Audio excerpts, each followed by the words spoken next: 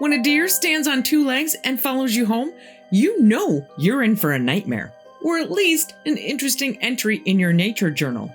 Tonight, we're kicking off with a tale of teenage curiosity gone wrong, with reality-bending sights, an ominous Santa, and encounters that defy explanation. So buckle up, my curious InBetweeners, for more true tales of the not deer.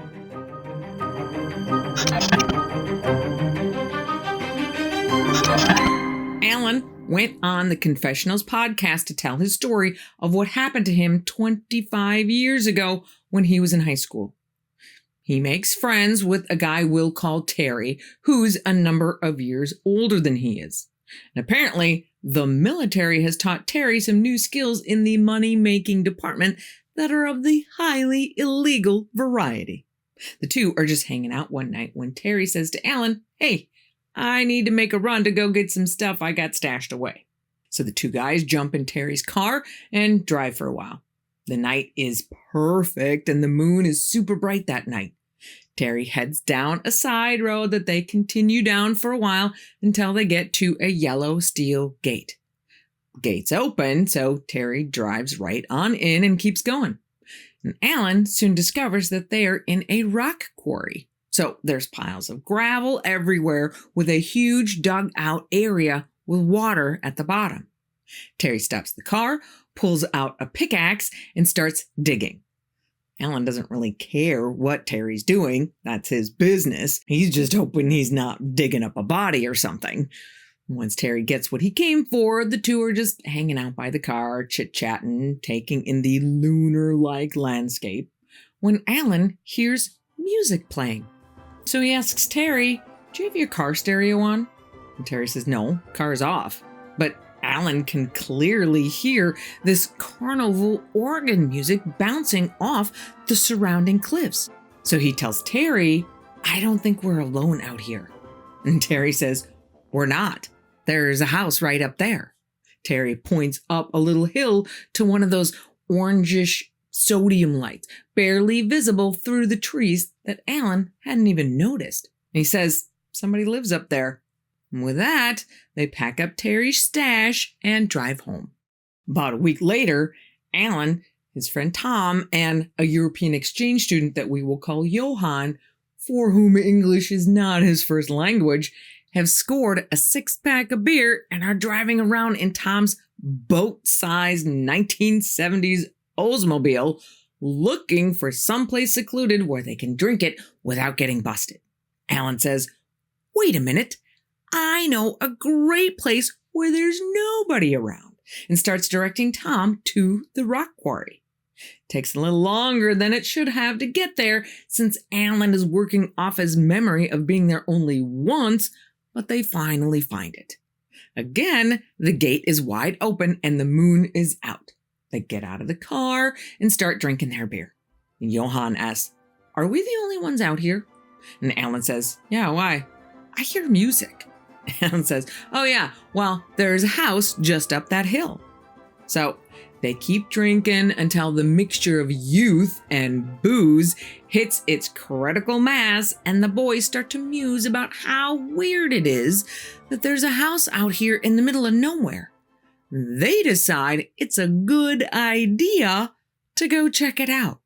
They all pile into the car with Tom driving and start heading in the general direction of the house, thinking that there has to be a road somewhere that goes up there, when they see something none of them had ever expected to ever see.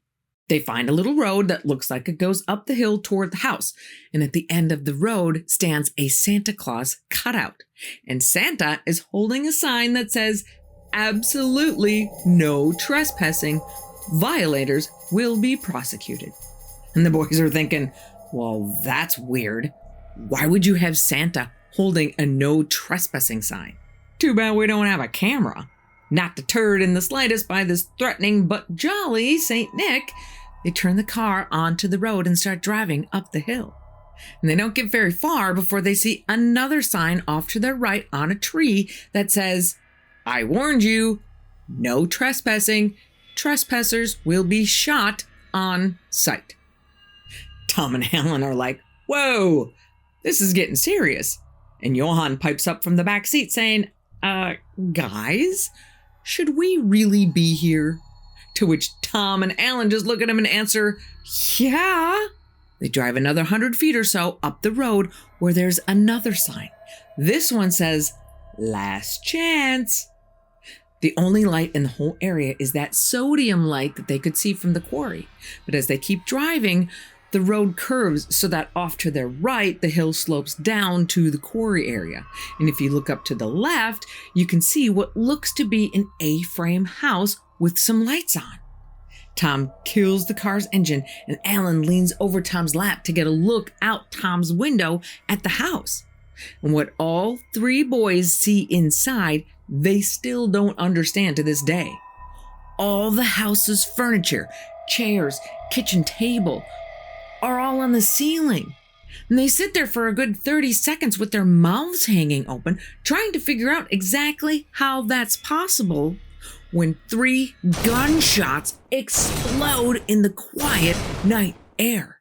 Alan bangs his head on the roof of the car, scrambling back to his passenger seat as Tom scrambles to start the car. The only problem is the car is facing up the 1-car wide road with a hill on one side and a drop-off on the other. Tom slams the car into reverse and starts backing out of there as fast as he can in the darkness. They're all freaking out with adrenaline levels through the roof. Is anyone shot? Is the car shot? They finally get to the bottom where Santa is still standing, pull a Dukes of Hazzard 180, and get the hell out of Dodge.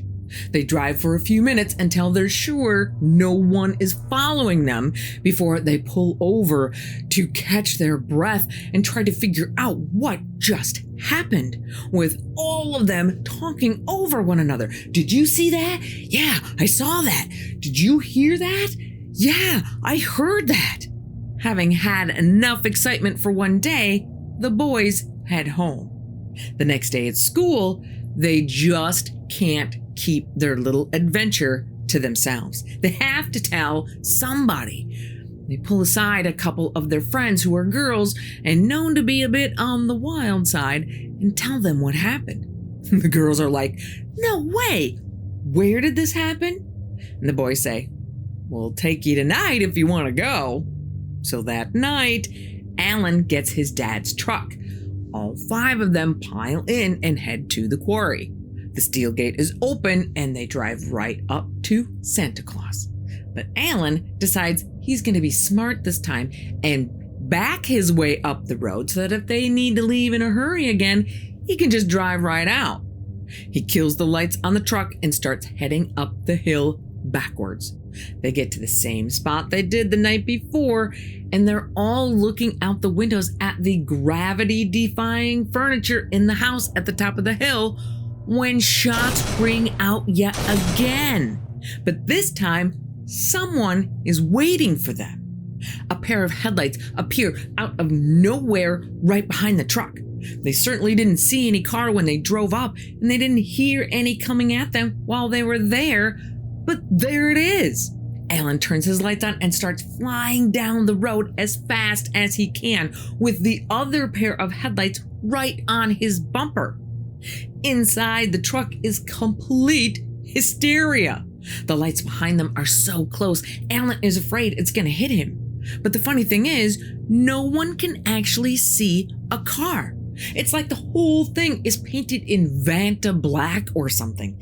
They can't even see reflections off a windshield, just lights. But Alan makes it down the road and heads out of the quarry as fast as the truck will take them.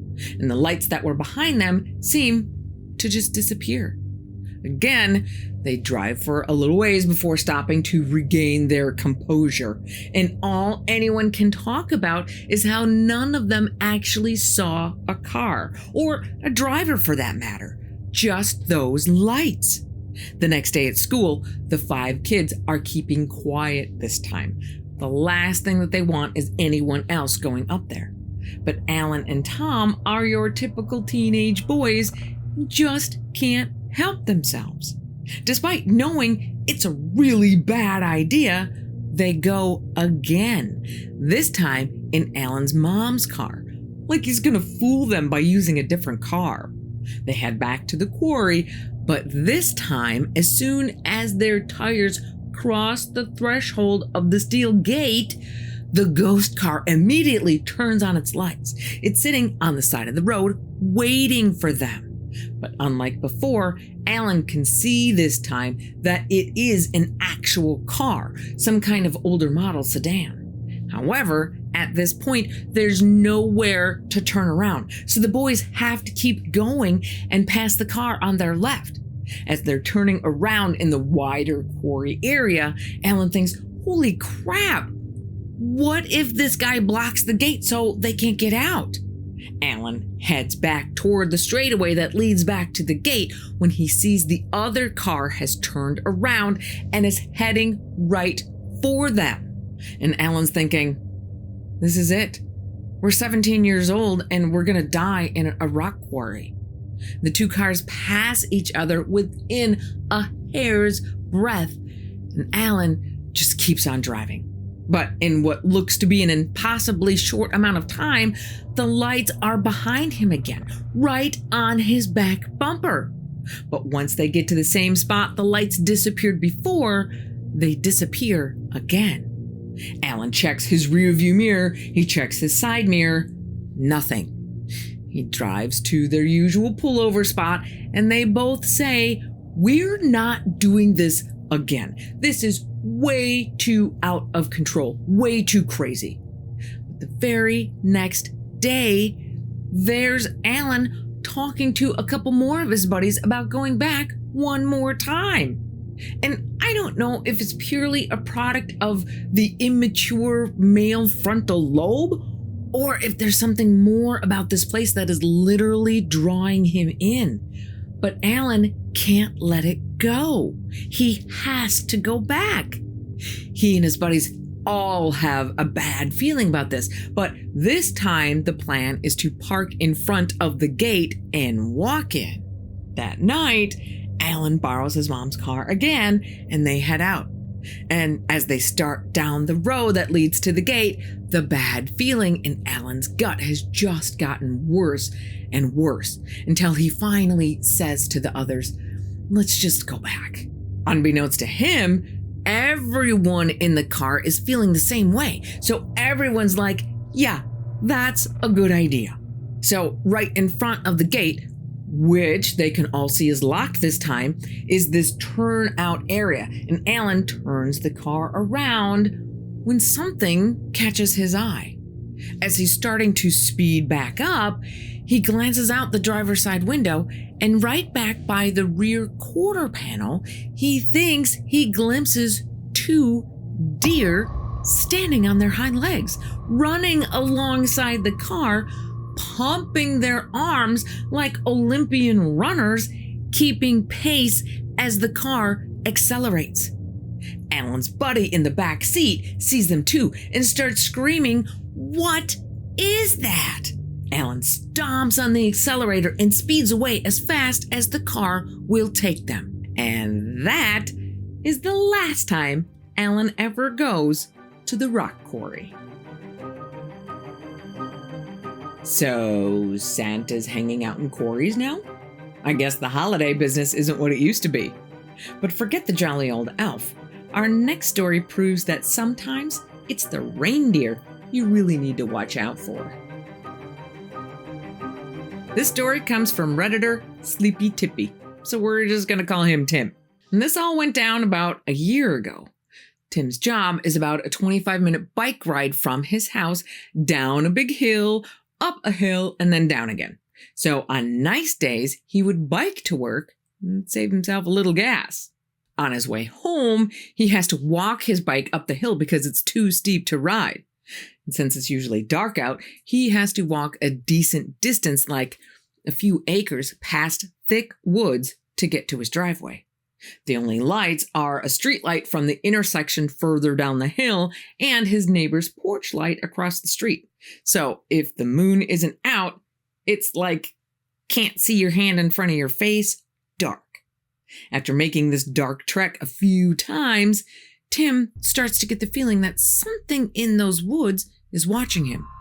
Now, he figures if it's a person, they have to be either an extremely dedicated psychopath or just plain stupid, because those woods are full of coy dogs. And the idea that the creepy feeling is coming from being watched by the coy dogs is in itself kind of unnerving, but he knows that unprovoked coy dog attacks on humans are pretty rare, so he just keeps walking. One night, Tim sees what looks like the soft glow of a light coming from the woods, about 100 to 150 feet away from him, like someone had a flashlight under their shirt or something. Doesn't sound all that threatening, but something about it spooks him enough that he ditches his bike and runs the rest of the way home. But he never sees that light again. Fast forward just a couple of weeks, and fall is starting to make its entrance with chilly nights and falling leaves. Tim is still feeling that creepy feeling as he walks past those woods, so to him, the falling leaves are a blessing because now he can see deeper into the woods. This particular night, Tim brings a flashlight with him so he can shine it into the woods as he walks past. And sure enough, as soon as he hits that intersection with the last real light before he has to pass the dark woods, he gets that familiar feeling of dread. So he turns on the flashlight and shines it into the woodline, where he sees a deer standing there. It's a doe, but something about it is wrong, mostly because it's standing up on its hind legs. Tim starts walking a little faster, keeping his light fixed on the deer so he doesn't lose sight of it. And even though something deep inside of him is screaming that this whole thing is very wrong, curiosity is taking over, which allows him to stay calm and just observe.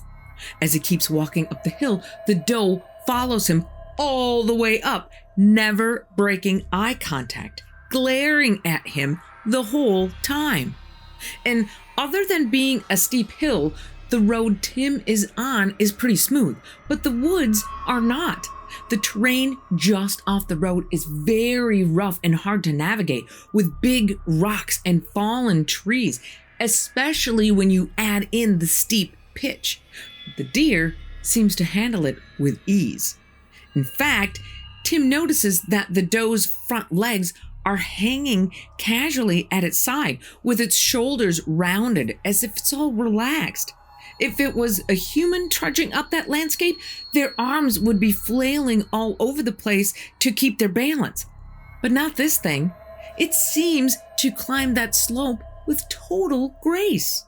Once Tim gets to his driveway, he runs inside his house as fast as he can, grabs his shotgun, and moves his furniture in front of all of the doors like every character stuck in a room in every horror movie ever. And even though he wants to know if it's still there, he decides to just stay inside the house, take his car to work from now on, and start looking for a new apartment. A deer walking on two legs is unsettling enough, but following you home? That's next level creepy. But what if you saw something like that without even leaving your house? This story was posted on Reddit quite a while ago by Elrim. We're going to call him Everett. When Everett is about 11 or 12 years old, his family experiences a house fire that forces them all to move in with his grandma until they can get their house fixed. Luckily for Everett, they didn't actually have to move in with grandma. His grandma actually owns a chunk of land that still has the old farmhouse on it that grandma uses for storage that still has the water and the electricity connected to it. So Everett's family just moves into the old farmhouse. Done. The first few nights are pretty rough. Understandably, he's got little post-fire PTSD going on, and every little flash of light brings the nightmare of the fire right back to him. So at night, he sleeps with his mom and dad. But after a few days on the farm, Everett starts to relax a little and even goes up into the loft of the farmhouse to read and listen to some music. And after a few more days and nights of adjusting to his new environment, Everett decides to take over the loft as his bedroom. The loft has this huge window that lets him see the whole front yard, driveway, and the road. One night, as he's settling into bed with his lantern and his book, Everett sees something pass by the window. Doesn't really think anything of it, figuring it must be just some car passing by on the road. But then it happens again. This time, his curiosity gets the better of him, and he goes to the window to see what the deal is. As he looks out over the entire front yard, he sees a deer standing right in the middle. It's standing on its hind legs, with its neck sitting at this weird angle that makes it almost look like it's broken.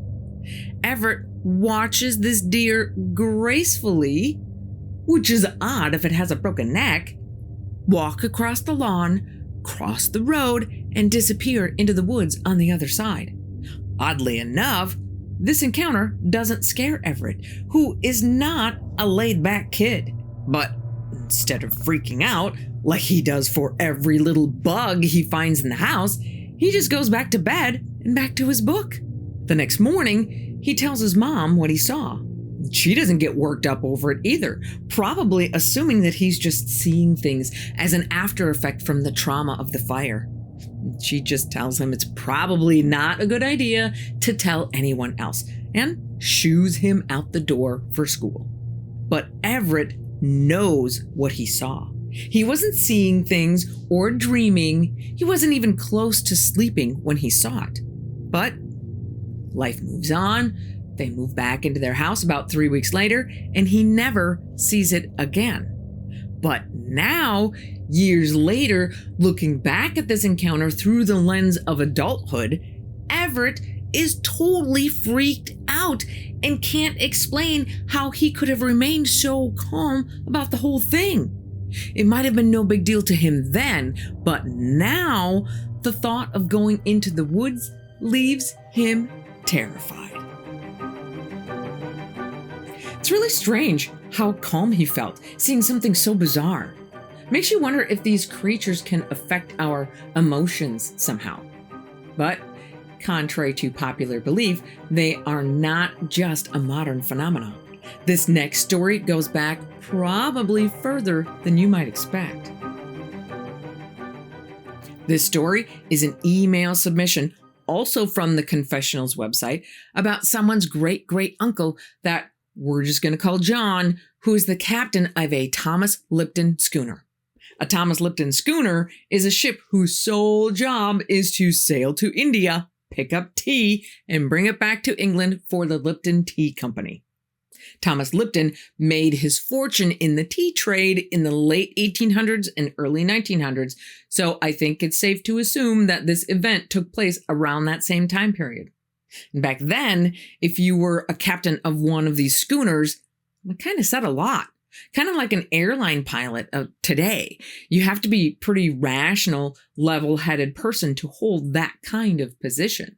Not to mention that John was a member of the Independent Order of Rechabites, which is a group that was popular around the same time, whose members abstained from drinking alcohol of any kind. So John sounds like a pretty upstanding guy.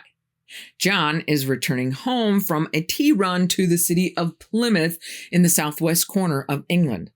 The Plymouth Sound is a great little natural harbor, but it can only fit so many ships at a time. So John's ship is forced to anchor around the mouth of the River Yelm to wait another 24 hours until it's their turn to dock and unload.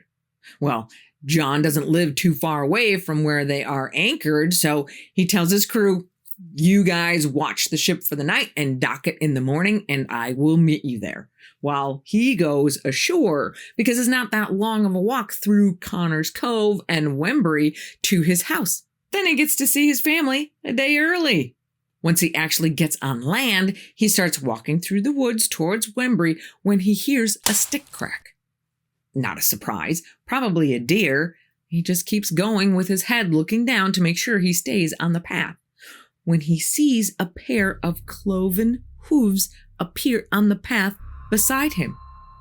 thinking he's being treated to a visit by the deer that he had heard earlier, he doesn't lift his head because he doesn't want to startle it and scare it away. He slowly turns his head to the side and looks back, expecting to see the back half of the deer. But there is no back half. It's a deer, but it's walking right beside him on two legs. John's blood turns cold and a shiver runs down his spine. He has sailed through storms around the Cape of Good Hope, but the fear he feels from this thing beside him makes those ship-swamping storms pale in comparison. He doesn't even know what it is. Is it an animal? Is it a demon? So he just keeps walking, hoping this thing will just leave, but it doesn't. So he finally does the only thing he can think to do, and that's to yell out, "Whoever you are, may you rot in hell." And it vanished. Needless to say, he never took that path again and maintained the truth of his encounter until the day he died. If you'd like to hear Alan talk about his adventures in Santa's rock quarry in his own words, there's a link to that episode of the Confessionals podcast in the description below. I'm Carol Ann, and if you would like to see more bizarre encounters with the not deer, click right here. Be careful out there, and I will see you here again on the In-Between.